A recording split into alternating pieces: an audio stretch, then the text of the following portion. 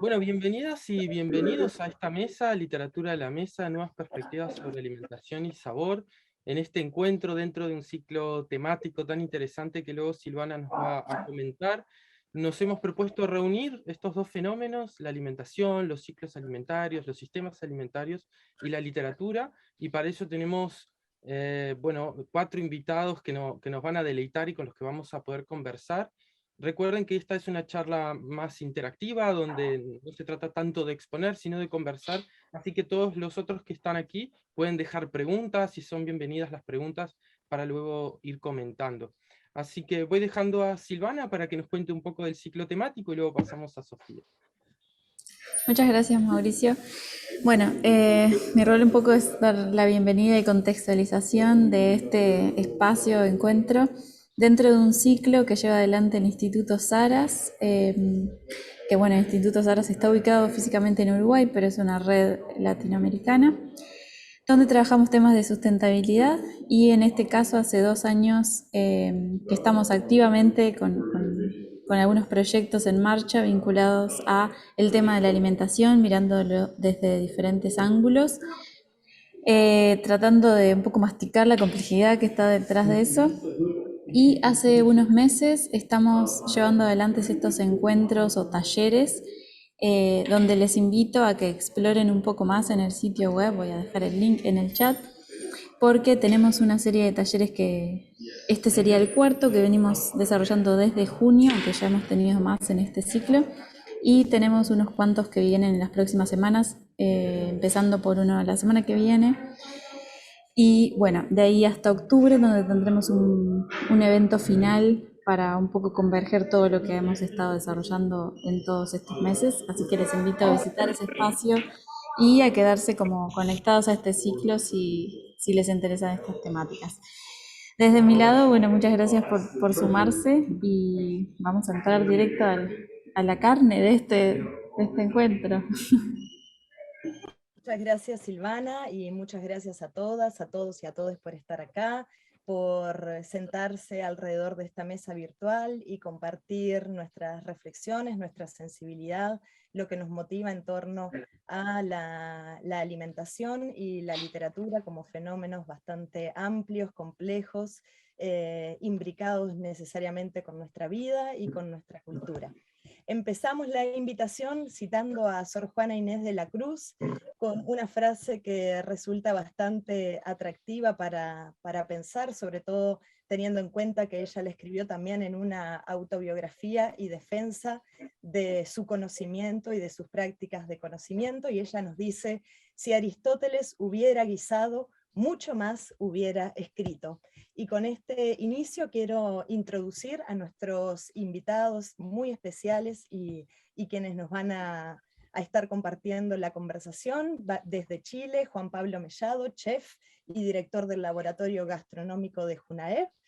Desde Perú, nuestra querida artista e investigadora independiente Elizabeth Espino Cornejo.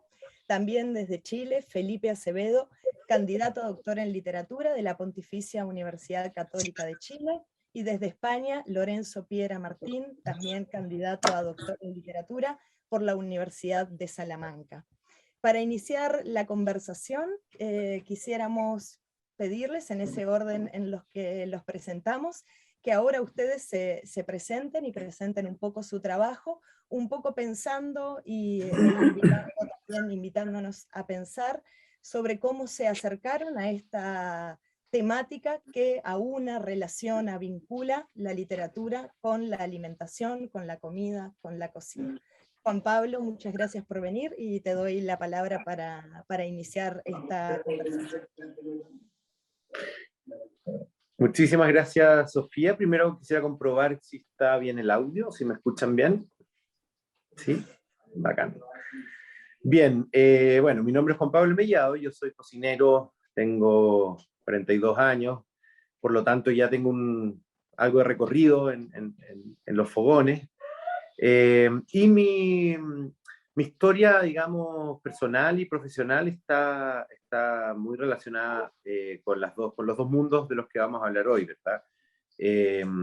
Yo he tenido bueno, porque es mi profesión, un pie puesto en la cocina desde los 15, 16 años, cuando se empezó a ocurrir que podía dedicarme a esto.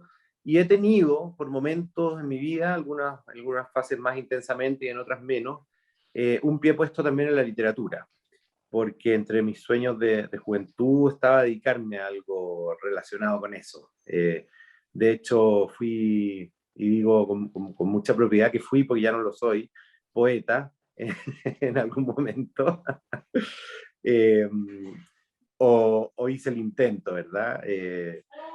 Y esto, bueno, parte un poco porque me interesaban estos dos mundos. Con la cocina yo soñaba un poco con vivir en cualquier parte del mundo, poder tener un oficio que me permitiera eso. También me gustaba mucho cocinar. Y con la literatura tenía una relación que tenía que ver con esto que yo creo que todos sentimos cuando leemos, que es este lado más misterioso, más conectado con las preguntas más esenciales o con ciertas sensaciones que nos pueden llevar a lugares más íntimos, ¿verdad? Y es un lugar en donde yo siempre me he sentido muy cómodo. De hecho, cuando me planteé que estudiar, cuando tenía 17, 18 años, estaba la alternativa de estudiar literatura. Yo di lo que se llama prueba de aptitud académica, en ese tiempo se llamaba así en Chile, es la selectividad, digamos, para entrar a una universidad. Y la única carrera a la que postulé fue literatura en la Universidad Católica, quedé, y cuando estaba yendo a inscribirme a esto, dije, parece que me tira más la cocina. No solamente por un hecho vocacional, sino porque me conocía muy bien a mí mismo y sabía que no iba a ser capaz de permanecer 5 años sentado en una universidad escuchando a diversos profesores porque era demasiado inquieto. Entonces cocina me permitía estudiar 2 años simplemente y rajar de Chile, que era un sueño que tenía muy patente. Y con el tiempo, lo curioso es que estos dos mundos se fueron uniendo, ¿verdad? Estudié cocina, pero luego en España, me fui a vivir a España, ¿verdad? Me fui a vivir a Madrid, y en España estudié guión cinematográfico hice hartos cursos de escritura creativa, en definitiva. Y además, había sido becado por la Fundación Neruda acá en Chile, que era una beca que le daban a poetas jóvenes de 17, 18 años en adelante, durante un año, ¿verdad? Entonces iba todas las semanas a un taller y estaba vinculado con la poesía. Entonces cuando vivía en Madrid, mis amigos en general tenían que ver más con el mundo de la literatura. Por ejemplo, quizás el más conocido de esos amigos que yo tuve, que seguimos siendo muy íntimos amigos hasta el día de hoy, porque vivimos juntos en Madrid cuando él estaba escribiendo un librito que era un poema que se llamaba Bonsai. Es el escritor Alejandro Zambra. Y Alejandro me mostraba su poema Bonsai, y yo le decía que no tenía ningún futuro, que era un muy mal poema. Para que vean el ojo que tenía, menos mal terminé dedicándome a la cocina, ¿cierto? Bueno, ustedes después ya conocen la trayectoria de Alejandro, menos mal cambió eso por ese poema por una muy buena novela corta. Y después, bueno, es quien es. Entonces mis amigos tenían que ver con ese mundo, con Alejandro y con los amigos que teníamos en Madrid. Armamos distintas cosas relacionadas con la poesía. Estuvimos leyendo en la Casa de América, en la Amazon de la América Latina, en París. En fin, nos juntamos los poetas jóvenes chilenos y tuvimos una vida muy literaria, hasta que me tocó el momento de empezar a trabajar y ahí ya me convertí en cocinero. Y la cocina para mí ha sido siempre una herramienta para sobrevivir, ¿verdad? En un principio, pero luego me fui enamorando también de la cocina. Y llega un momento, y aquí voy a resumir porque me quedan solo 3 minutos de esta introducción, y en un momento yo me tuve que dedicar a la cocina. Ya tuve un hijo, tenía compromisos, y mi profesión era esa, por lo tanto, trabajaba como ayudante de cocina en principio, después como jefe de partida, finalmente como chef, esto en Madrid todavía, y sentía un desgarramiento porque ya no estaba vinculado a esto que me gustaba tanto, que era escribir o la literatura o esa vida un poco más de poesía, ¿verdad? Hasta que en un momento traté de dejar la cocina y me puse a trabajar como guionista en un canal de televisión cuando volví a Chile, en una sitcom que nos vio la luz finalmente, era un proyecto que no se dio. Y ese trabajo me duró muy pocos meses porque se acabó el proyecto, y ahí tuve que volver forzosamente a la cocina y dije, bueno, si tengo que ser cocinero y me gusta tanto este otro mundo que tiene que ver con la literatura, ¿cómo hago para poder unir los dos mundos? Y ahí me encontré con el desafío de ojalá ir conduciendo mi carrera hacia una cocina que tuviera una relación con la cultura, en definitiva.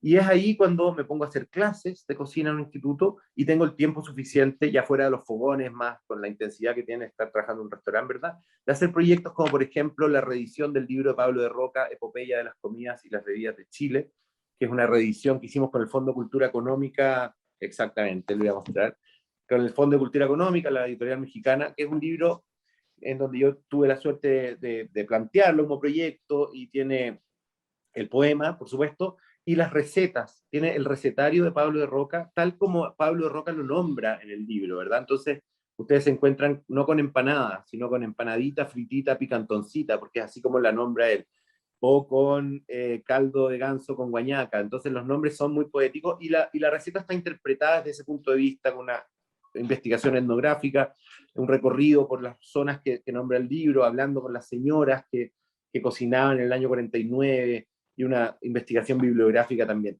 Y así fue transcurriendo el tiempo, y yo me he dedicado particularmente al redescubrimiento de la identidad gastronómica chilena. Yo creo que después vamos a tener tiempo de ahondar un poquito más en eso, pero he tenido la suerte de ir conjugando los dos mundos que me han interesado, porque bueno, en parte porque tuve experiencias en los dos lados, pero también por una decisión, eh, cuando me vi forzosamente como cocinero profesional y ya no podía escapar de ahí, dije, bueno, ¿cómo hago esta casa un poquito más cómoda y un poquito más interesante? Y me he dedicado finalmente a hacer este cruce entre cultura, identidad y cocina, y de eso podemos hablar más adelante, después de esta presentación. Muchas gracias, Juan Pablo, y bueno, es lindo que De nada. nombres un poco que nos quedemos con la palabra final de la intimidad y cómo poder hacer de esa cocina también lugares íntimos y familiares, así que le voy a dar la palabra, por favor, a Elizabeth. Muchas gracias, Elizabeth, por estar acá. Y bueno, nos gustaría también lo mismo, que te presentes un poco contando cómo has hecho este acercamiento a la literatura y la comida, la alimentación. Buenas tardes con todos y con todas. En primer lugar, gracias por esta invitación. Me gustaba muchísimo volver a ver a amigos queridos, y sobre todo por invitarme a compartir y a darme el acceso de hablar de algo que a mí me apasiona muchísimo. Yo estudié una carrera universitaria en literatura, y salí más bien de este mundo literario, de los libros, y digamos de lo literario, de la literatura formal, por decirlo así, y salté al estudio de lo que son lo que se llama literaturas populares, ¿no?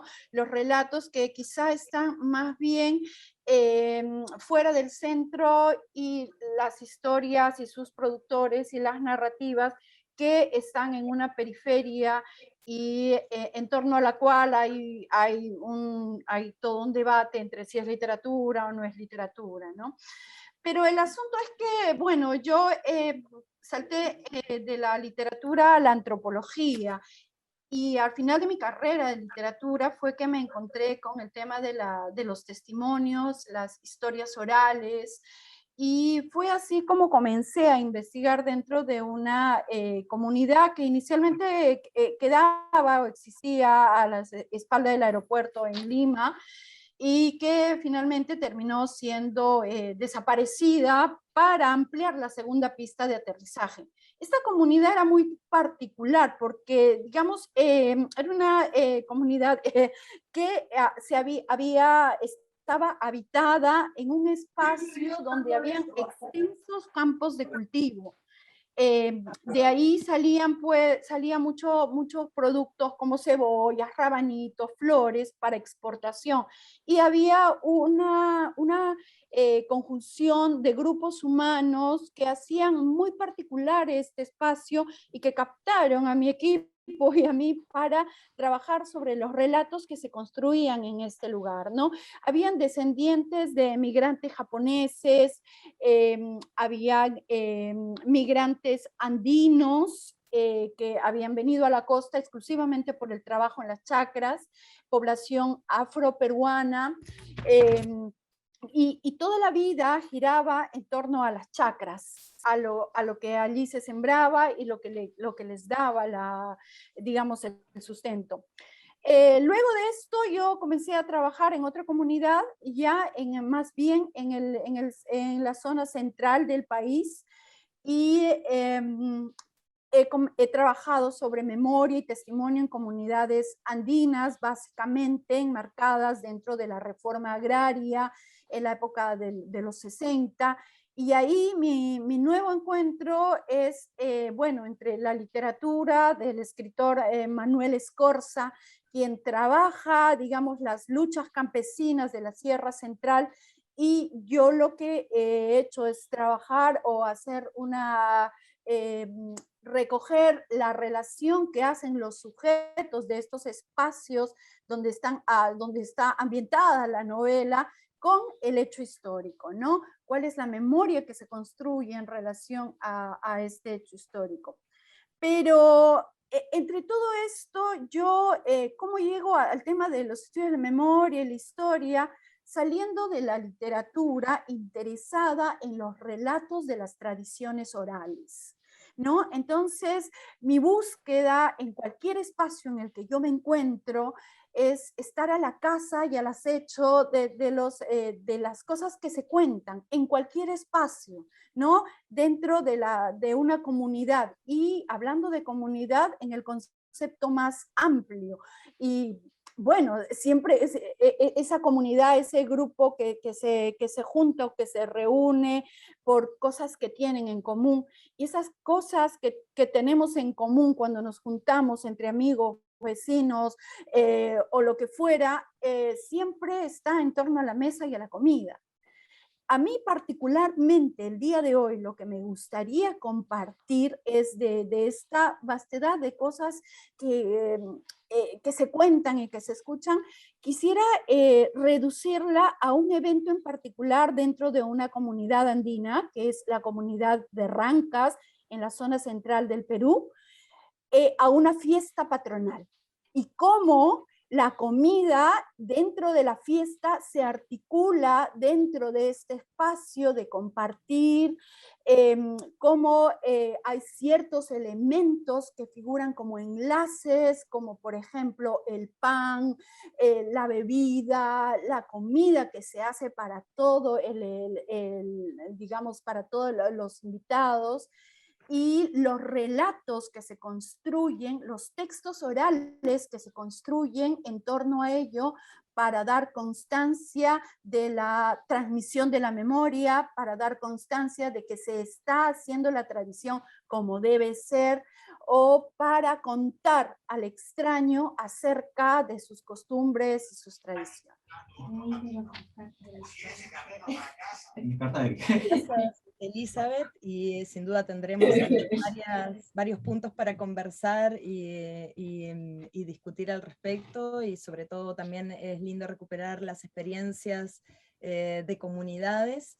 Y ahora también hablando de estas experiencias que se recuperan y que viajan y que circulan en la memoria y en las historias familiares, le quiero dar la palabra a Felipe Acevedo. Muchas gracias, Felipe, por estar acá, por compartir esta mesa con todos nosotros y con todas nosotras, y te pedimos lo mismo, que nos presentes un poco tu acercamiento y tu historia relacionado con esta temática que nos convoca.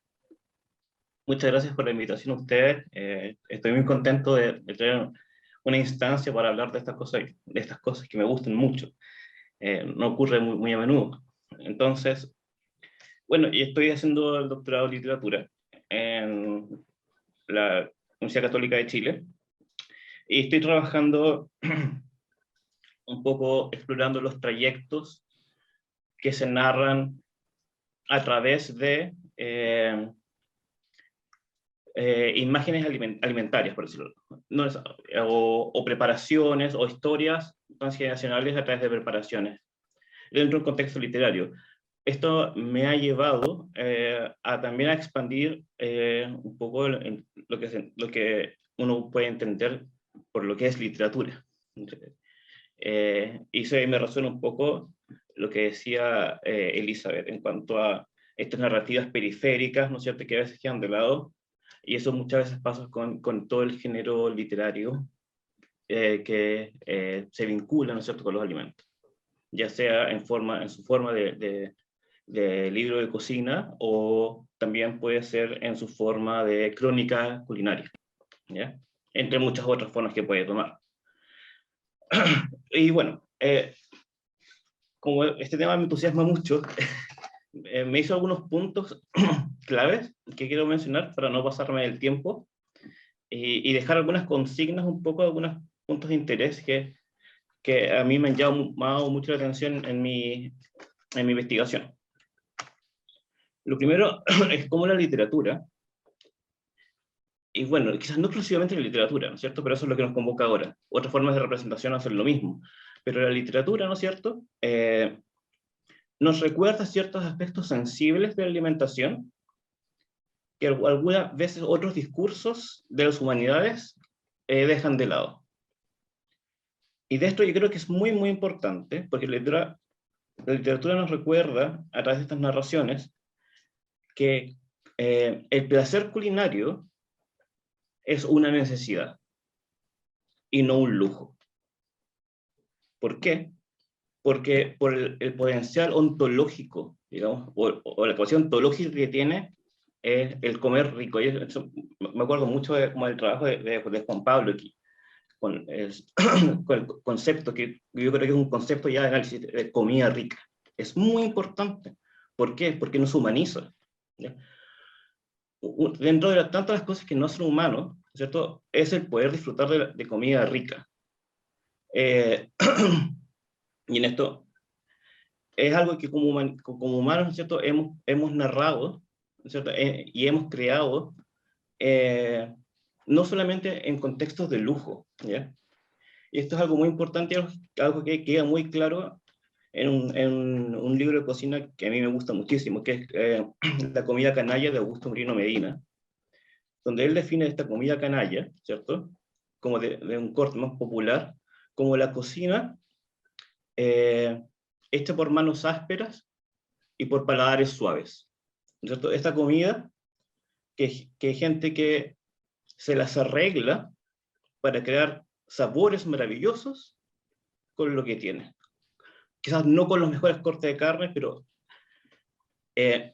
¿cuál es la importancia de todo esto? Nuevamente, que nos humaniza, ¿ya? Nos dignifica.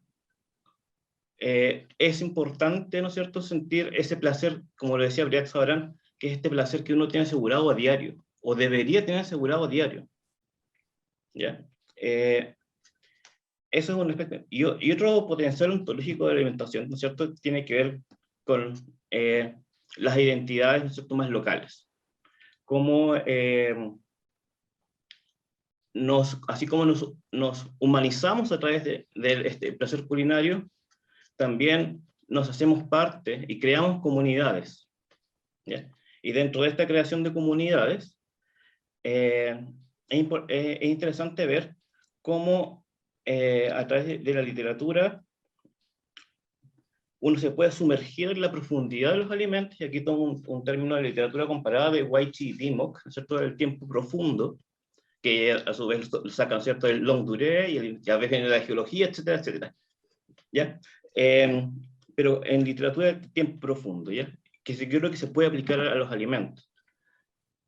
Y aquí voy con esto, que cuando hablamos de comunidades identitarias a través de los alimentos, nos vamos a encontrar que se desafían un poco esta idea de que la comunidad está definida por bordes geopolíticos, ¿ya?, sino que en realidad están construidas a través de la transmisión transgeneracional de estos saberes y de estos sabores, ¿ya?, porque el gusto es algo que también se transmite. Y es algo que también nos recuerda Augusto Moreno en otro de sus libros, en Cocina Chilena Fina y Tradicional, Fina, Fácil. Hay que enseñar que ciertas preparaciones quedan abandonadas porque los adultos han dejado de enseñarles de transmitirles este placer, lo rico que es comer tal cosa.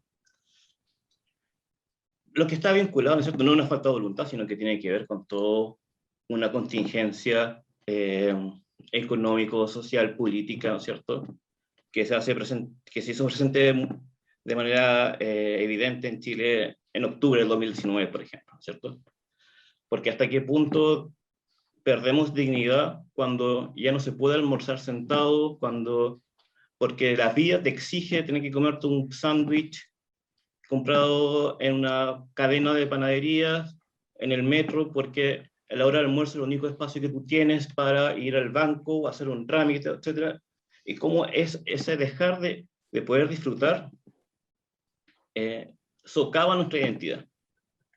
Y esa es como la preocupación.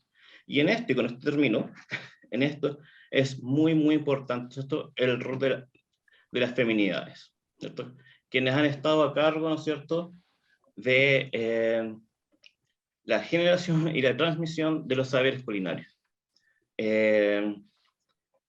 Por supuesto, aquí uno puede caer en una discusión, ¿no es cierto?, una problemática de esencialismo, ¿no es cierto?, de vincular a la mujer con la cocina. Inmediatamente nos puede poner un poco nerviosos, y aquí yo me cuelgo de lo que dice Carl Korsmeyer, que dice que tratar de encontrar el origen del vínculo entre mujer y cocina es como hablar entre huevo y la gallina. ¿Ya? No es particularmente fructífero, y lo importante es que existe, ¿ya? Y por el hecho de que existe, lo cuestionamos y lo pensamos y lo celebramos. Entonces, creo que ahí también es importante, ¿no es cierto?, que a través de los textos culinarios dejan en evidencia aquello que la palabra no puede transmitir, ¿cierto? Estas elipsis están presentes en lo que es la transmisión de conocimientos, ¿cierto? Porque como bien sabemos, si uno trata de aprender a cocinar algo, lo que sea, sin haber visto o experimentado de alguna manera el estar en una cocina, así como un experimento donde un ser humano crece encerrado solamente con libros, y lo ponen frente a una cocina con libros, no va a saber cómo hacerlo, porque va a faltar aquello que traspasa la palabra, que es que Sonia Montesini lo dice como un repertorio de gestos que se transmite, ¿no es cierto?, familiarmente. Y con eso ya me callo, porque creo que ya he hablado suficiente. Muchas gracias, Felipe. También creo que tenemos puntos interesantes para empezar a conectar, puntos tal vez controversiales también para conversar, pero me gusta igual que hayas terminado aludiendo a las feminidades, porque me remonta de nuevo a Sor Juana y a esta relación entre el sabor, el saber y la comida y el alimento. A ella, cuando la dejaron, le pidieron por favor y la echaron de su biblioteca, se fue a la cocina para seguir conociendo y nutriendo su saber, su intelecto y sus formas de aprender el mundo. Y con esto le doy la muy cálida bienvenida a Lorenzo, muchas gracias por estar acá, y de nuevo la pregunta, ¿cómo llegas justamente a esta relación entre literatura y alimento? Muchas gracias. Muchas gracias a vosotros, y reitero lo que ha dicho Felipe antes, bueno, que es un placer poder tener espacios en los que uno puede hablar de cosas excepcionales, ¿no? Que parece que hablar de literatura y comida, pues váyase usted a saber dónde podemos hablar de esto, ¿no? Pues yo la verdad es que cuando hablé con Mauricio la primera vez, pues se me vino a la cabeza un texto que yo no sé por qué conocía, que era el Manifiesto de Cocina Futurista, que data del 1909. Y entonces yo creo que hice un poquito todo el camino para llegar a ver cómo podía yo, desde también una noción que tenía por ahí, cómo podía llegar yo a explicar un texto en el que, bueno, que está animado con el mismo fervor de revisión cultural y artística que animan a los futuristas respecto a la literatura, a la escultura, a la poesía. Y partiendo también de una idea que yo había leído, porque algo, bueno, no diré mucho, pero algo sí que intento conocer sobre la mente y tal, sobre eso oriento un poco mi investigación entre mente y literatura y ciencias cognitivas. Y yo he leído que existe un vínculo entre el estómago y la mente, y de ahí, bueno, me bajé un poco de la literatura y la comida para ir, ¿no?, a los órganos, y que es un vínculo que, más allá de toda cuestión anatómica, está en el propio lenguaje, ¿no? Que reside en un acontecimiento del lenguaje que es una metáfora ontológica según la cual pensamos que las ideas son comida, ¿no? Y por esto podemos hablar de masticar, que decías tú antes, Sofía. También podemos hablar de me estoy tragando una charla, ¿no? Todos estos tipos de expresiones previenen, digamos, como dice la Coffey Johnson, de una analogía estructural entre la mente y el estómago, puesto que ambos son unos órganos recipientes, unos órganos en los que uno puede meter cosas. En teoría, según como metemos comida en el estómago, pues nosotros pensamos que podemos meter ideas o palabras en la mente, ¿no?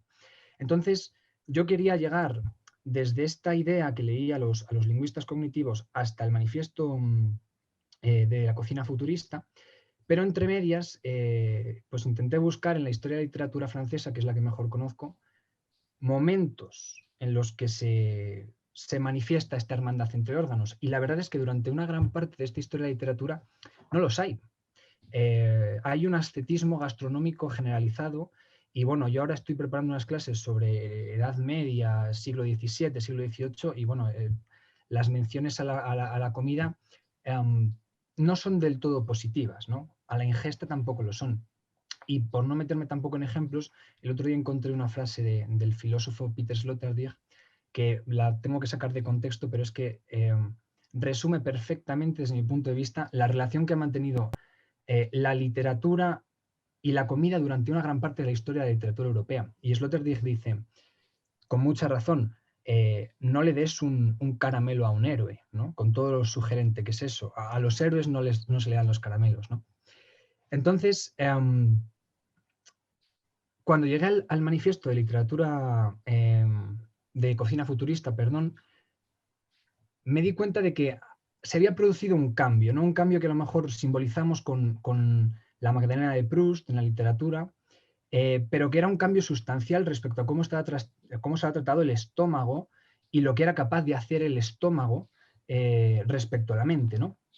Tengo algunas frases por ahí que simplemente quisiera leer del manifiesto, que me parece que, o sea, para mí son impresionantes, ¿no?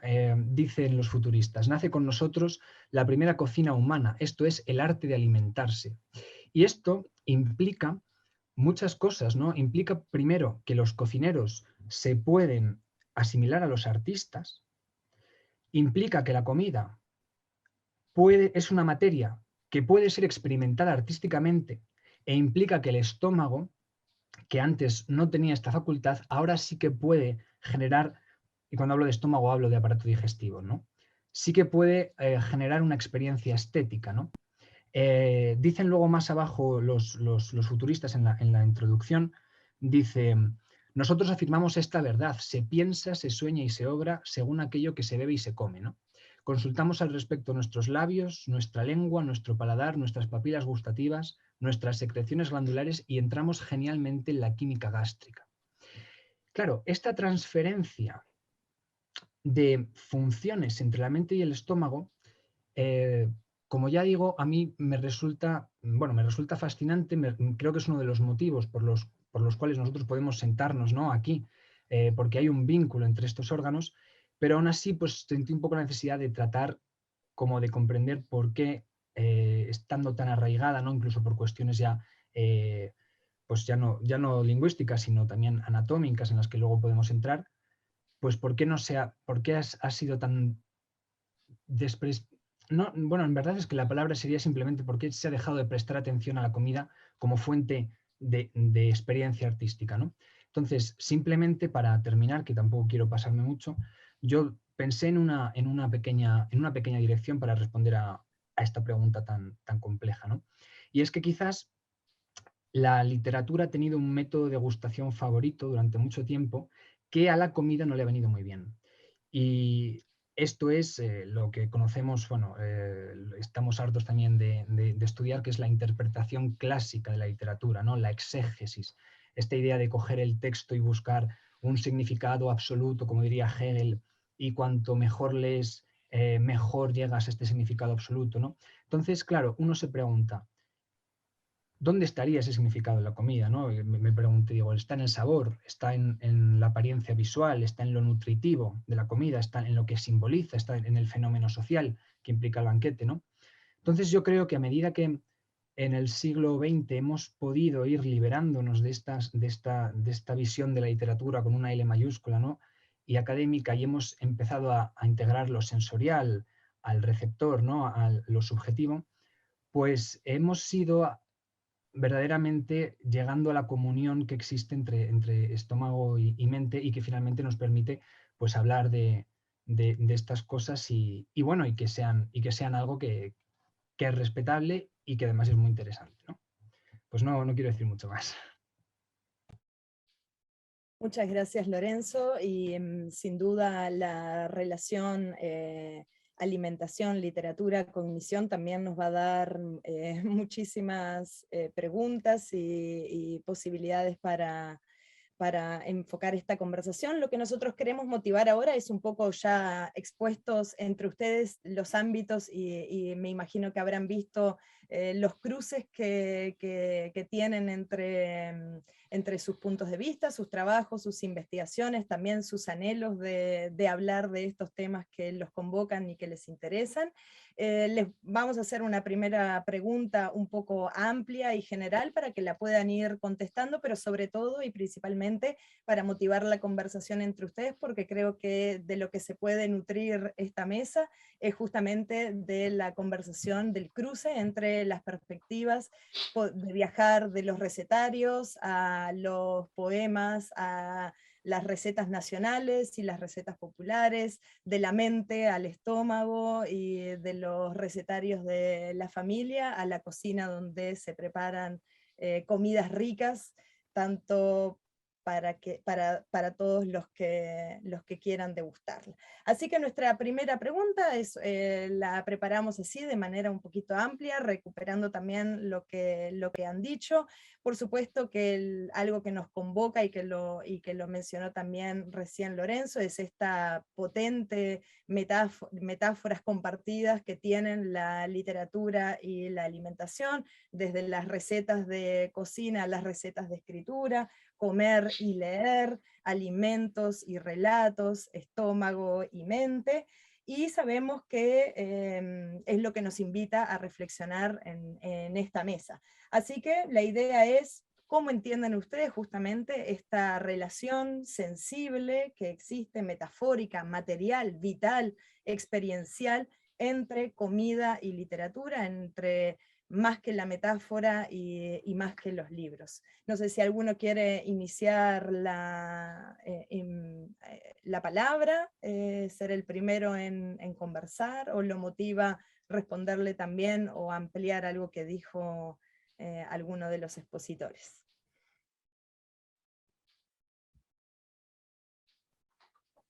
Elizabeth.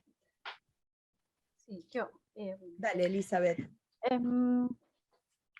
Un poco para hablar acerca de la metáfora, y regresando un poco a los relatos que había propuesto. Mira, se puede compartir, ¿verdad? Sí. A ver, dejarme aquí. Yo quisiera mostrar, ¿me cuentan si se ven imágenes? ¿Sí? Se ve perfecto. ¿Se ve? Ya.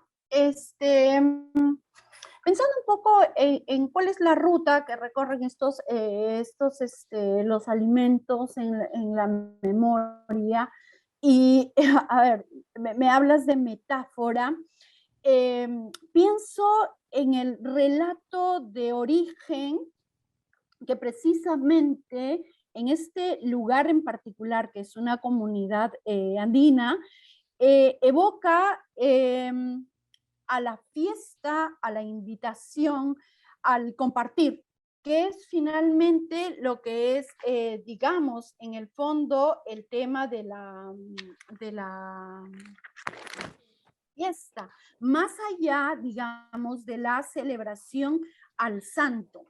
Hay un relato que tiene un motivo que se repite en distintos relatos de en distintas zonas en el Perú, tiene que ver con un pueblo sumergido a causa de un castigo. Y dicho motivo figura en el manuscrito escrito en quechua alrededor del año 1600 y traducido en castellano por José María Arguedas en 1966 y se llama Dioses y Hombres de Huarochirí. En él se narra la aparición de un hombre andrajoso y hambriento a quien todos rechazan en el pueblo, que se encuentra en una gran fiesta. Este recibe comida y bebida solo de una mujer a quien le advierte que de no irse, ella moriría porque este pueblo va a desaparecer debajo de una laguna. El motivo del origen del pueblo es el no haber compartido con alguien que luego al final se sabe que es un dios que viene vestido de forma andrajosa, y que viene pues lleno de granos, con comisuras en la piel, y que todo el mundo, estando en una gran celebración, rechaza. Y en castigo a esto cae una gran lluvia y el pueblo queda sumergido debajo de una laguna, y con el tiempo el pueblo se crea nuevamente en otro lugar, pero bajo esta premisa del relato de origen que da al pueblo. La fiesta es para compartir, la fiesta es para todos. En la fiesta digamos, no se segrega absolutamente a nadie, de tal forma que esta fiesta pues involucra esto, el acto de compartir alimentos y bebidas, de dar, de recibir, de invitar, de congregar y no rechazar. Y es un continuo circular que no se detiene, porque ni bien un mayordomo, que es la persona que recibe y que hace toda esta fiesta, le pasa la fiesta al siguiente, ya está pensando en lo que va a realizar para costear la fiesta y dar de comer a todas estas personas, porque si no comparto la comida, si no doy lo que tengo, sí, en celebración a este santo, es probable que haya un castigo, es probable que me pase algo a mí o que le pase algo al lugar. Finalmente, la fiesta y la comida están, digamos, completamente ligados. O sea, no hay fiesta sin comida, no hay fiesta sin comida. Y de repente la comida abunda en este lugar cuando viene la fiesta, cuando viene la celebración. Ahora, esto de la abundancia de la comida también es una cosa bastante que está en el imaginario, por lo menos del hombre andino, cuando tú hablas de repetir un plato, ¿no? Las personas siempre te preguntan el hecho de, ¿te gustó la comida? Sí, ¿quieres un poco más? Y tú le acercas el plato o te dan un plato repleto nuevamente, porque es la abundancia, o sea, no cabe el hecho de que yo te voy a invitar una pequeña porción para que tú repitas algo que te ha gustado, sino que, te gustó, entonces te añado un nuevo plato más. No sé, quería traer eso, si podemos, no sé, seguir compartiendo a partir de eso. Sí, excelente, me gusta mucho y creo que la comensalidad y el compartir también es otro de los temas que nos convocan, y eso es algo que a veces difiere con la literatura escrita y con la lectura, que muchas veces es un acto por momentos muy solitario, pero también están los clubes de lectura y también está el hecho de compartir lo que se lee y compartir. Hoy decíamos, muy pocas veces se puede comer y leer o combinar la literatura y la comida, y acá estamos justamente celebrando este encuentro. Lorenzo, sí. Bueno, es que precisamente a eso quería yo añadir una cosa que se me ha ocurrido mientras te escuchaba. En verdad, para mí incluso hay un componente gestual, ¿no? Que implica el sentarse delante de un plato que tienes que llevar y táctil, ¿no? ¿Verdad? Tocar el plato, tocar la comida si lo comes con las manos o con los cubiertos, y tocar el libro, y de alguna manera llevarte alimento hacia ti, ¿no? Y luego sentir después de comer o después de leer, pues una sensación de estar satisfecho, de alguna manera, ¿no? Entonces yo creo que son dos actividades que es verdad que en el componente social, pues hombre, ya sabemos que las lecturas no siempre han sido todos sentados bajo su flexo, sino que había lecturas orales, ¿no? Y etcétera. Pero que es un acto que incluso puede llegar a transmitir sensaciones que son fácilmente identificables, ¿no? Y transferibles de la una a la otra. Y ya quería yo añadir una cosa que es que no me puedo aguantar, pero bueno, en verdad, Piaget, al estudiar al niño, lo que dice es que básicamente la primera herramienta de conocimiento que tiene el niño es la boca, ¿no? Es con lo poquito con lo que puede llegar a nacer el niño de inteligencia, es con el reflejo de lactancia y de succión, y luego en cuanto tiene las manos, tiene este también reflejo de llevarse la comida a la boca, todo lo que encuentra a la boca, ¿no? Entonces yo creo que ese ansia de conocimiento que nosotros podemos expresar con el juego de las manos hacia la boca, podemos también encontrarlo muy parecido con el juego de un libro, de pasar una página y comer, ¿no? Y recibir y todo aquello. Entonces yo creo que son dos actividades en sí muy, muy ligadas, aunque sea simplemente desde un punto de vista corporal, ¿no?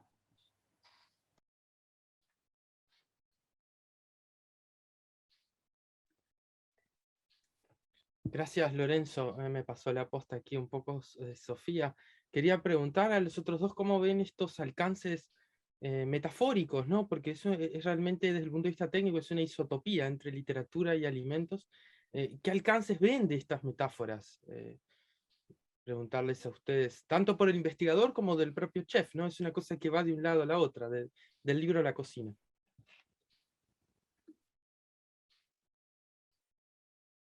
Felipe, te escuchamos. Ya. Creo que, claro, la metáfora alimentaria deja o nos recuerda lo importante que es el sentido del gusto para nosotros en nuestra vivencia humana, yo creo.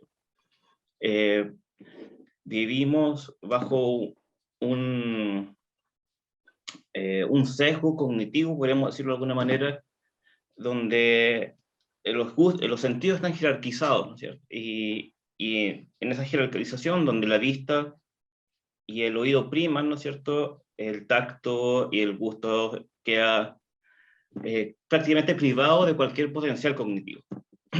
En ese sentido, yo creo que las metáforas alimentarias nos recuerdan que a través del gusto, como cualquier otro sentido, nosotros nos conectamos con el exterior.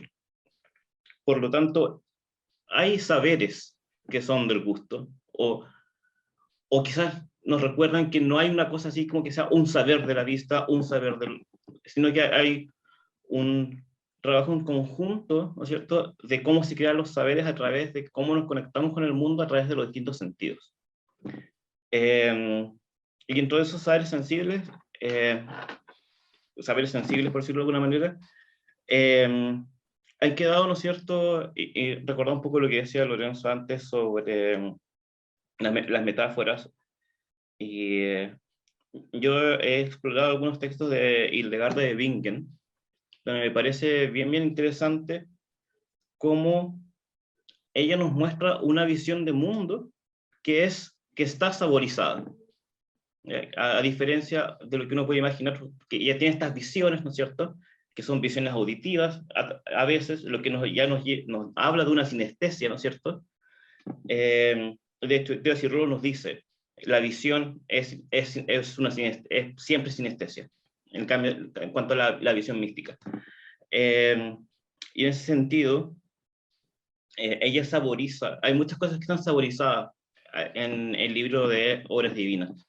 El infierno, el pecado es amargo, la virtud es dulce, y es curioso, porque uno podría pensar que lo dulce estaría vinculado con lo pecaminoso, ¿no es cierto?, bajo cierta estructura epistémica. Sin embargo, Hildegard no le teme, digamos, al placer cuando el placer es virtuoso, ¿no es cierto? O sea, de hecho, la virtud es placentera.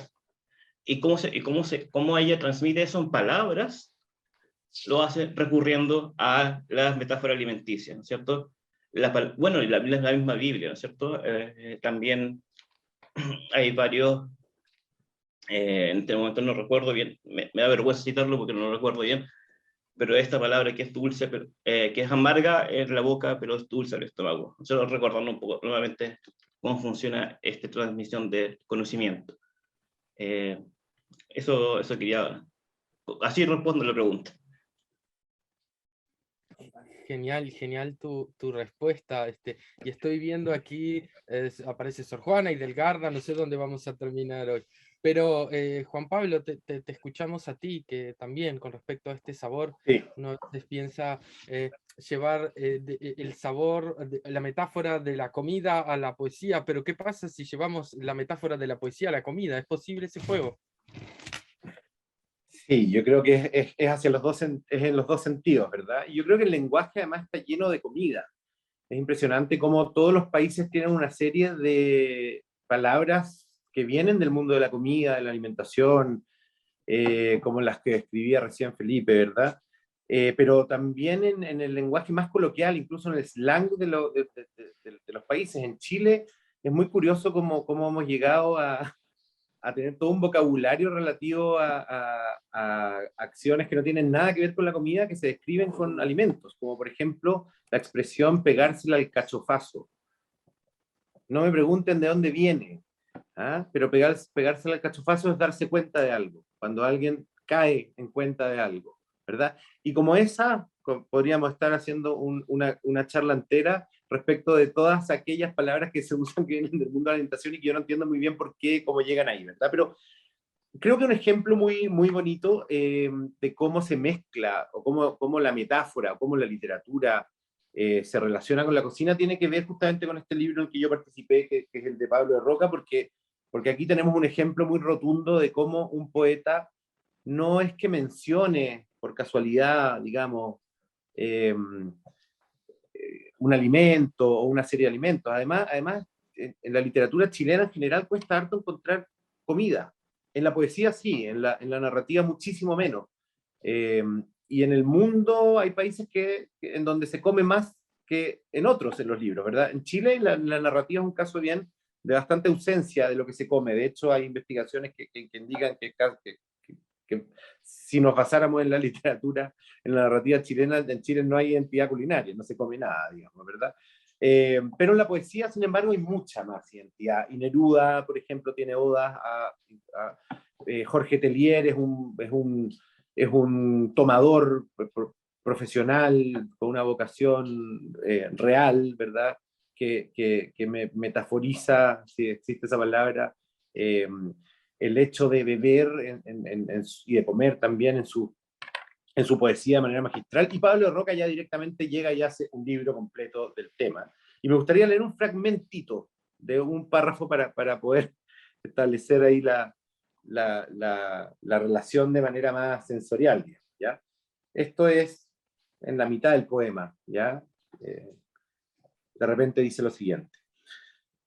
Si murieron, por ejemplo, sus relaciones y sus amistades de la infancia, y usted retorna a la provincia despavorida y funeral, arrincónese, solo en lo solo, cómase un caldillo de papas, que es lo más triste que existe y da más soledad al alma, y beba vinillo, no vino, el vinillo doloroso y aterrado que le darán a los que van a fusilar, los carceleros, o el fraile infame que lo azotará con el crucifijo ensangrentado.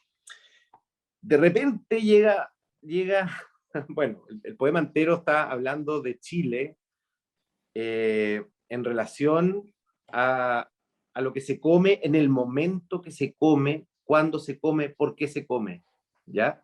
Y te hace una radiografía idiosincrática del alma y de la cabeza chilena en base a su alimentación, y es muy curioso cómo llega a dar tanto en el clavo, como por ejemplo en este párrafo que acabo de leer, en donde él dice, si usted ya está solo completamente, se murieron todos sus familiares, usted retorna a su pueblo derrotado a morir, hay una comida para usted.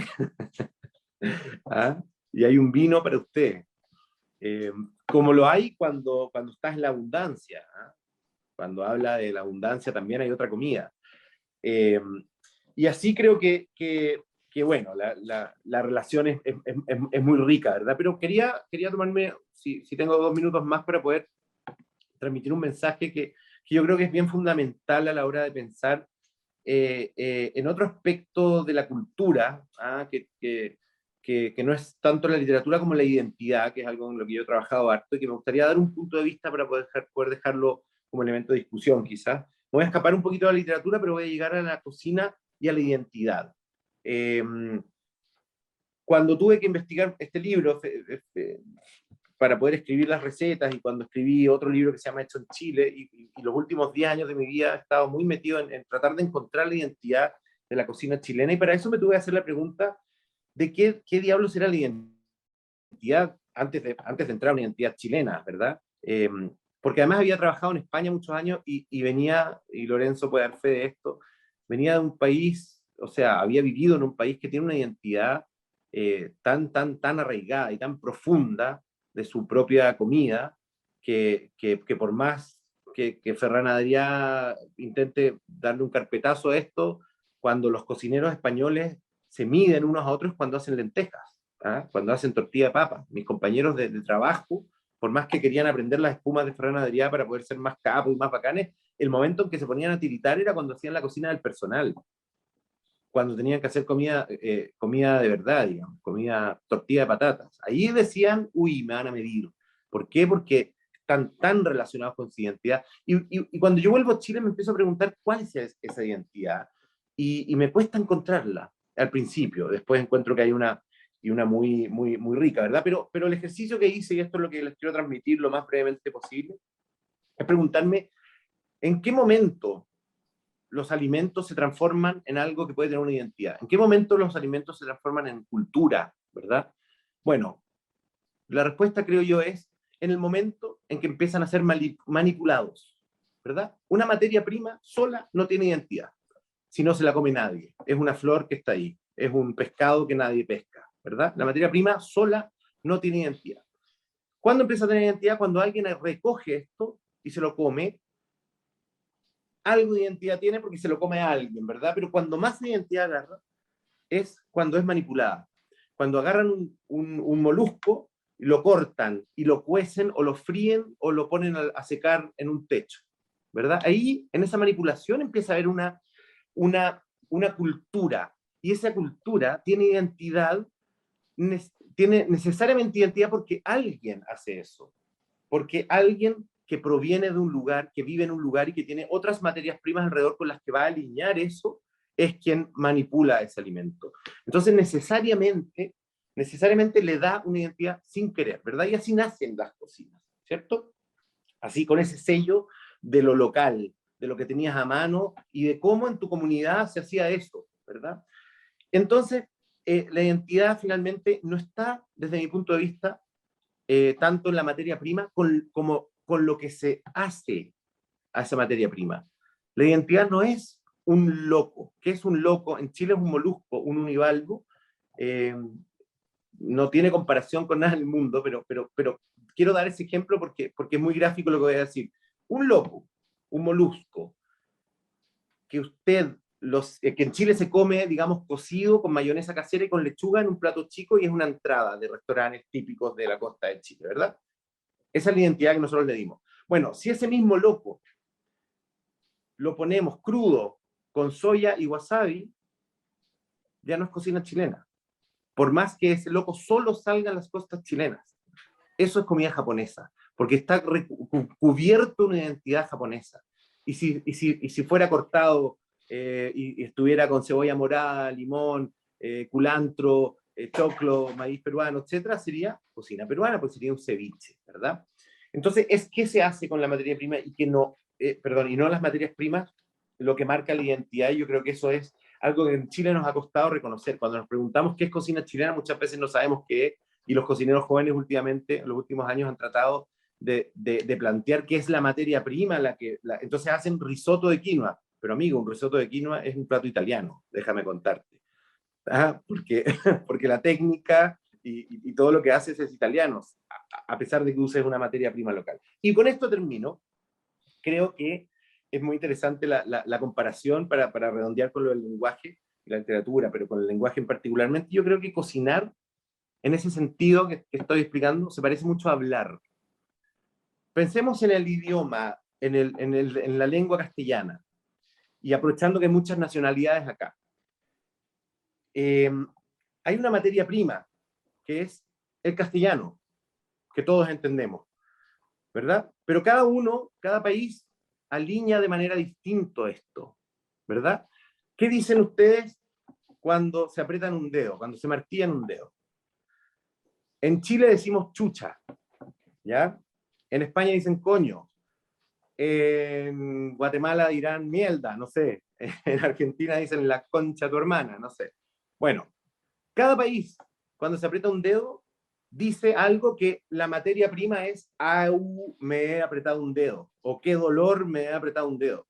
Ese es el pescado, digamos, ¿verdad? Ese es el chancho, la materia prima.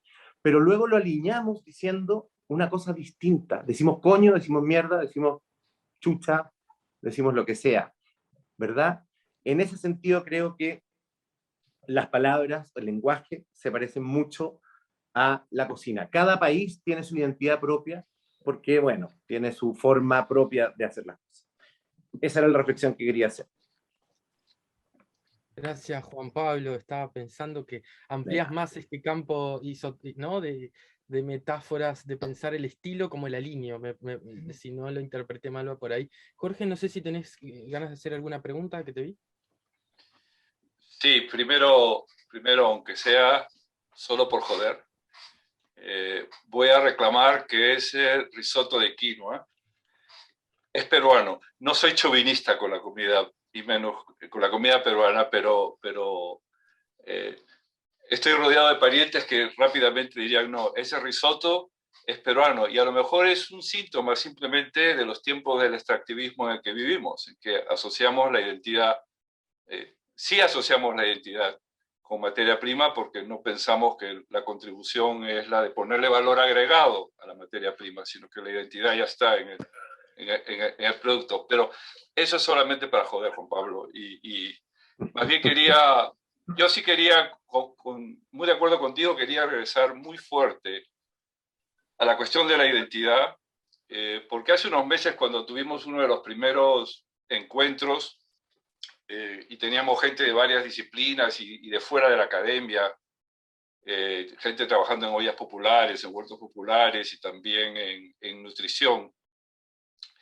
Desde entonces me ha quedado dando vuelta en la cabeza lo que una nutricionista nos comentó, que lo difícil que era cambiar los hábitos hacia dietas saludables, incluso hacia dietas más sostenibles, ¿no? Que venga de una cadena de producción más sostenible, precisamente por la identidad, que a ella le costaba muchísimo.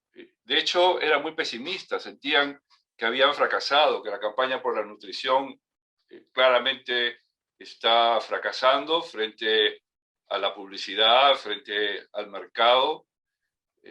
Ni siquiera se animaba a pensar que después de todo la alimentación y la salud, los cambios son de largo plazo, ¿no? Ocurren en otros tiempos. Porque pienso que la gente que está acostumbrada a ir al supermercado y comprar comida procesada, ¿no? A partir de la reflexión de ella, entiendo que también esa experiencia alimentaria alimenta a su vez una identidad, es parte de una identidad distinta, que no es la nuestra, que no reconocemos como identidad, pero obviamente tienen historias muy fuertes asociadas con ciertas comidas, y etc. El otro tema en común que he visto entre todos ustedes es el reclamo de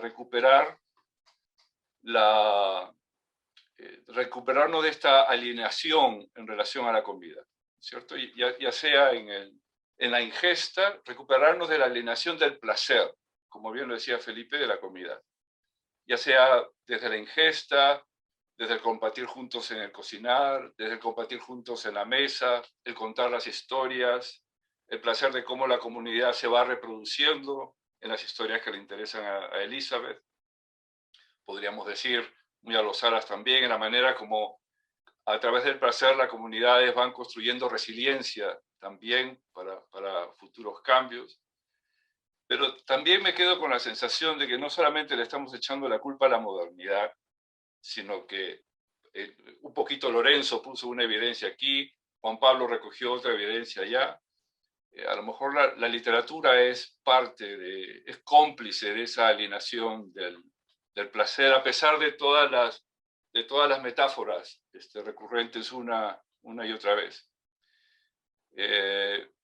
O por lo menos, a lo mejor no la literatura, a lo mejor es un problema de narrativa, no de poesía, sino de narrativa. La poesía siempre en la búsqueda del instante, de capturar el instante, si por lo menos en esta tarde le hacemos caso a Octavio Paz, que está buscando siempre capturar un instante, será propenso a recordar ese momento de placer. Pero la narrativa no. Y eso me lleva a la tercera reflexión, y es, desde su experiencia, vienen de distintos espacios, de distintas preocupaciones, si la reflexión les da igual a la hora de pensar este problema toda la cuestión de la sostenibilidad de la producción de alimentos. Que a la luz de lo que ustedes han planteado, me doy cuenta que es un problema de narrativa, ¿no? Interesarse en todo el proceso de la cadena de producción de alimentos, o en cuestiones de seguridad alimentaria, en cuestiones de dieta y salud, es un problema narrativo, no es un problema de poesía, sino es un problema narrativo.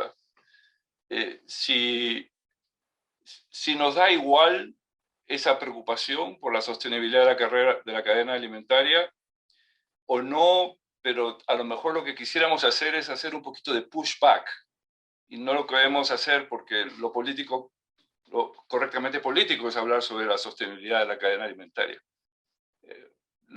Los enfada un poco cuando la conversación empieza a tornarse muy ecológica, cuando la conversación sobre la comida empieza a tornarse muy ecológica. Les parece que está desviando la atención sobre cosas tan profundas que han señalado ustedes sobre la comida hoy.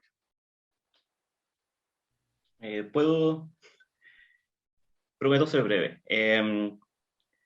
Por un lado, creo que se puede contestar de dos maneras, desde mi punto de vista. Uno es que es necesario hablar de sostenibilidad. O sea, está siempre implícito debido al potencial ontológico que tiene la ingesta. Entonces, importa mucho el proceso de producción alimenticia, porque es lo que nosotros, ¿no es cierto?, terminamos configurando como nuestra humanidad. Y es muy distinto, ¿no es cierto?, si configuramos nuestra humanidad desde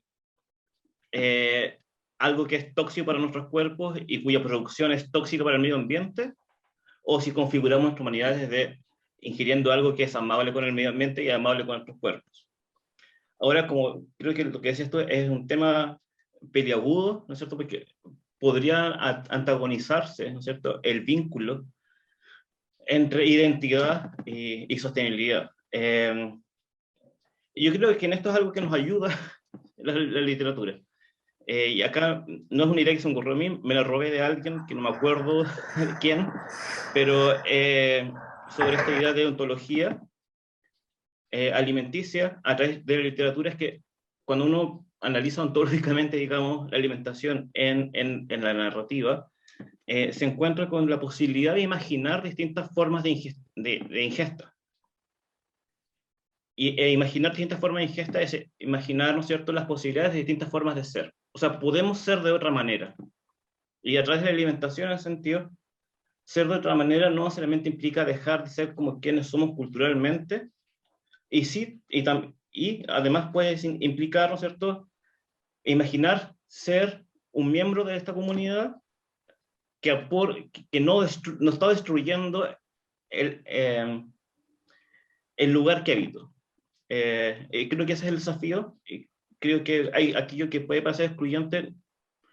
Gracias a la imaginación literaria, ¿no es cierto?, uno puede pensar otra forma de ser, que no necesariamente ataque o disminuya mi identidad cultural. ¿Cómo? No sé, pero yo creo que este es el desafío es ese.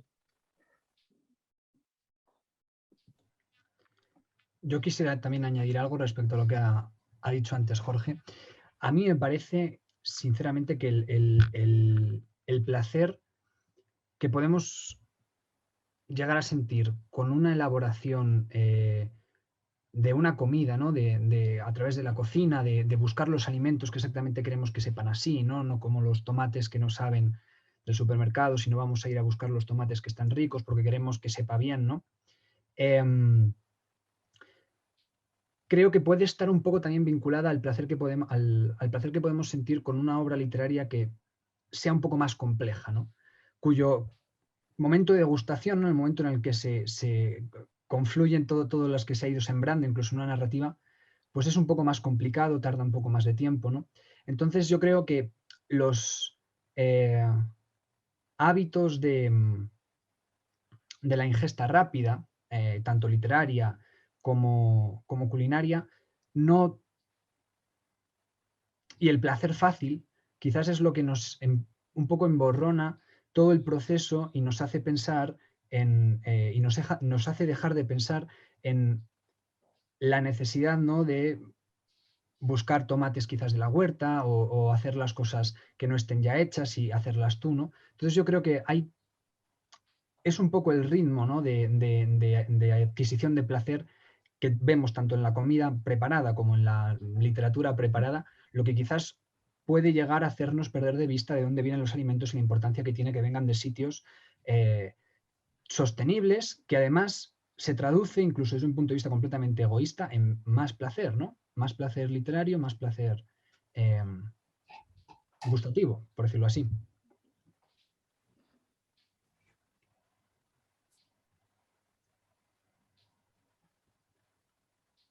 Elizabeth o Juan Pablo quieren hacer, ya estamos como en los últimos minutos, antes de darle la palabra que tenemos a Fabiana del público que quiere hacer un comentario. Igual nos gustaría, con la pregunta que hizo Jorge, si quieren hacer ya también sus comentarios finales para no extendernos mucho más del tiempo estipulado de nuestra reunión. Sin duda vamos a tener que pedir un segundo plato, me parece.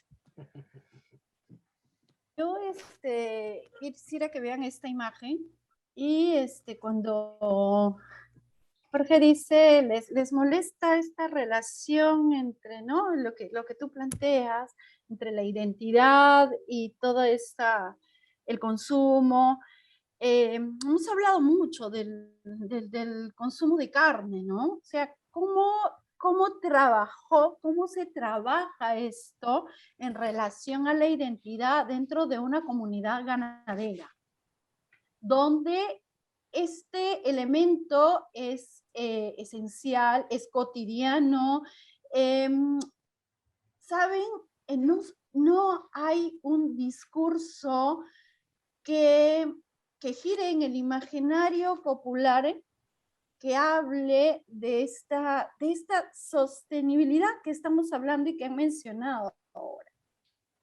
¿Ya? Hemos hablado, hemos tenido conversaciones sobre, digamos, la reducción de la ingesta de carne, pero esta ingesta de carne no solamente tiene que ver con comer, sino es toda una ritualidad que está inmersa y que termina en la alimentación. Pero es un gran proceso que tiene que ver con la constitución de la familia, con el sostén de la familia, con lo que en este caso particular significa el compartir la carne dentro de un evento festivo. Yo he estado presente desde la preparación para esta carne, desde lo que es el sacrificio de los animales para compartir en la fiesta, ¿no? Esta actividad se llama el Pishtapacuy. Y puedo decirles que casi por un año yo no ingerí carne por el solo hecho de que cada vez que veía carne regresaba el olor a sangre fresca que yo había sentido en el momento de estar documentando este trabajo. Pero es una cuestión, o sea, hay lugares donde, o sea, luego de hacer el sacrificio de los animales se prepara una sopa de sangre, ¿no? El yaguar caldo.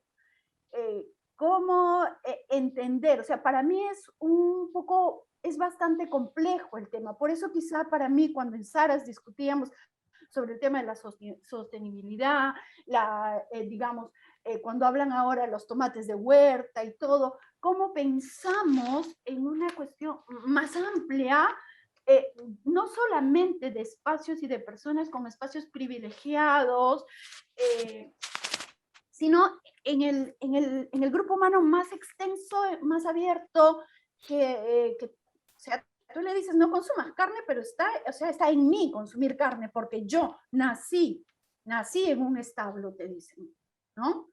Nací criando llamas, nací criando vacas. Pero nada, eso era lo que me venía con la que siento que hay tantas cosas acá que se podrían desmenuzar, y ahí viene el vocabulario que utilizamos también con el tema de la comida y todo eso, ¿no? Pero nada, lo dejo ahí, pero quizá como pie para continuar en otro momento, otro tipo de conversación, no sé. Sí, yo estoy muy de acuerdo con lo que acabas de decir, Elizabeth. Porque, a ver, partiendo de la premisa de que la comida y las decisiones que uno toma a la hora de elegir sus alimentos moldean el mundo, en términos de que tiene un impacto medioambiental, tiene un impacto económico, tiene un impacto en el turismo, tiene impacto en la economía, tiene impacto en la salud, en la nutrición, en el medio ambiente, en fin, moldea el mundo completamente, sí. Es lo que hace que el mundo es lo que sea, ¿verdad? La alimentación. Entonces tiene tantas dimensiones la comida que necesariamente unas con otras en muchos casos van a estar reñidas, ¿verdad? Y en el caso de la identidad versus la sostenibilidad, en particular, yo creo que hay muchos momentos de encuentros y de choques. ¿Por qué? Porque muchas cosas que son parte de la identidad culinaria de los pueblos son completamente insostenibles, como por ejemplo el consumo de pescaditos chicos en el sur de España, los pesqueñines. Había campañas enteras en televisión diciendo, por favor, no coman esto. Si hay que hacer una campaña contra el consumo de algo es porque ese consumo es masivo, y si es masivo es parte de la identidad. El consumo de caldos Maggi. En Chile, yo creo que en todo el mundo, pero en Chile es parte completa de la identidad culinaria nacional. Yo no lo uso, pero me gusta. Yo no lo uso, pero me gusta. Cuando paso por una casa donde huele a caldo Maggi, digo, ¡ah, qué rico! Comida casera. ¿Cacha la locura? ¿Ah? Pero es parte de la identidad. Y yo no estoy dispuesto a pagar por un alimento que sé cómo está hecho y que me parece una basura, ¿verdad? Y podemos hablar del ketchup, no sé. Todo es parte de la identidad de los pueblos, nos guste o no. En el caso de los pescaditos chicos en España, yo lo como fascinado, digo, Dios mío, qué rico, y es lo menos sostenible que hay. Bueno, en fin, creo que está muy reñido y es muy difícil separar estas cosas en un mundo, el de la alimentación, el de la comida, el de la cocina, que tiene tantas dimensiones y que repercute en tantas áreas. Siempre unas con otras van a estar en alguna medida reñidas. Muchas gracias, Juan Pablo, por tu última intervención, y también Elizabeth, y por compartirnos las imágenes también de todo tu trabajo en terreno y con las comunidades. Quisiera darle la palabra a Fabiana, que hace un rato pidió para intervenir. Vamos a pedirte sí que seas lo más breve posible, porque bueno, ya estamos pasados del tiempo y queremos cumplir con nuestros compromisos horarios también para todos los invitados, y ya voy adelantando los agradecimientos también por quedarse y por compartir esta mesa con nosotras y con nosotros. Fabiana, por favor. Hola, ¿qué tal? En primer lugar, buenas tardes a todos. Muchas gracias por la invitación. Y bueno, la verdad que entre todos los comentarios y los aportes de todos, los participantes, he escuchado cuestiones de poesía, economía, salud, educación, arte, historia, y de alguna manera todos los comentarios fusionados en esta palabrita que llamamos cultura, ¿verdad? Cultura que de alguna manera trasciende fronteras, trasciende ciudadanías, y como hemos visto en los últimos tiempos, hasta cuestiones de salud, de educación y de intereses comunes en quienes tratamos de apostar a lo mejor para el futuro de la humanidad, ¿verdad? Y cómo no, tendrá que ver la alimentación. Pienso que, como dijeron los grandes filósofos, la alimentación es la base de la salud, de la medicina, ¿verdad? En ese sentido es que se habla de la memoria auditiva, ¿tá? Que desde la memoria auditiva, en lo que son los diferentes tipos de inteligencias en el ser humano, desde investigaciones científicas, ¿verdad? Se ha dicho que hay grandes diferencias entre los sexos, como bien dijo algún comentarista por ahí, entre hombres y mujeres, y resaltó algunas cuestiones de mujeres desde la alimentación. Las grandes diferencias que están basadas ya desde cuestiones de variaciones naturales entre hombres y mujeres en aspectos neuropsicológicos, ¿sí? ¿Y por qué esto? Porque en la memoria auditiva, como bien sabemos dentro de lo popular y también basado en estudios, la mujer se la seduce por lo general a través de la audición, ¿verdad? Y el hombre generalmente es seducido a través de la visión, ¿tá? Y hay estudios sobre esto, más allá de lo popular, porque, por ejemplo, en cuanto a lo que es desde la parte de características del sexo femenino, hay variantes que se basan en etapas de vida e incluso en las etapas de los ciclos menstruales. Y en cuanto a los hombres, esto se basa en los niveles de testosterona, ¿sí? Y por eso, generalmente, lo cual no quiere decir que uno sea mejor que el otro, sino que tienen diferencias que apuntan y se enfocan en distintos parámetros. Quiero agradecer a todos por haber venido, a Jorge por la organización, a Sofía, a los invitados, a Fabiana también que comentó, así que quiero cerrar yo al menos y agradecer a Lorenzo, a Juan Pablo, a Néstor que lo veo por ahí, a Loribet, a Jorge, que les mando un gran saludo, a Silvana también, y agradecer a Elizabeth, ni que hablar, y a Felipe. Loribet, ¿estás ahí? Sí, también tenemos comentarios de Silvana, también tenemos comentarios de Loribet. Creo que lo que demuestra es que la conversación evidentemente da para bastante, para seguir indagando, que tenemos, por ejemplo, los vínculos también, como recuperaba Fabiana, con la salud. Quedó también planteada la pregunta de alimento y género, cómo se vincula. Felipe ha también trabajado en eso, y Elizabeth entiendo que también. Pero los invitamos a seguir, por ejemplo, tenemos algunos materiales que hemos subido de nuestros invitados al blog de esta mesa de Literatura a la Mesa, y a dejar, si quieren, sus comentarios para poder cerrar y ofrecerles a nuestros invitados, si quieren, una última palabra de despedida para poder cerrar esta mesa que compartimos.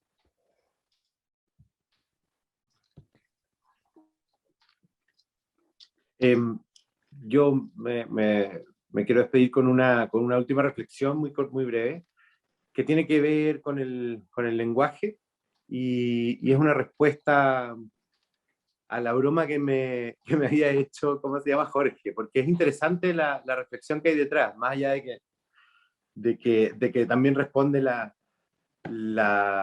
tesis de que un plato llamado risotto puede ser peruano, ¿verdad? Efectivamente puede ser peruano, efectivamente puede serlo. Lo que le falta es el cambio de nombre, porque efectivamente las cocinas son dinámicas, y la cocina francesa es súper italiana, y la cocina española es súper mora, y la cocina peruana es súper japonesa, porque los inmigrantes van pasando por los pueblos dejando esencialmente su lenguaje y su cocina. Sin embargo, cuando se apropia un pueblo de un plato, cuando lo modifica un poco, ¿verdad? Pensemos en cuando llegan los libaneses a México con sus chaguarmas. Bien, los mexicanos lo empiezan a hacer igualito, en algo que le llaman trompo ellos. Pero ¿cuándo se transforma en mexicano? Cuando le cambian el nombre y se llaman tacos al pastor. Así que te dejo el desafío, Jorge, que le busques nombre para bautizar el risotto de quinoa y lo transformes en peruano de verdad. Chao, gracias a todos. Tengo que comprarlo primero. Gracias a todos. Muchas gracias, que pasen bien. Gracias por la invitación. Gracias a todos por venir. Gracias a ustedes. Gracias y gracias a Sara también.